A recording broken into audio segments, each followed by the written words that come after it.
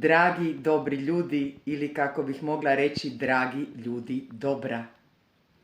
Želim vam od srca da rođenje Boga, Božji rođendan, bude dolazak i ostanak Boga u srcima svih i u svim domovima, a ne služenje izmarketingiziranom Božjem rođendanu, izopačenom tumačenju i sve većem udaljavanju od istine. Dakle, da Božić bude susret sa Bogom u svim domovima. Jedino tako se slavi Božić.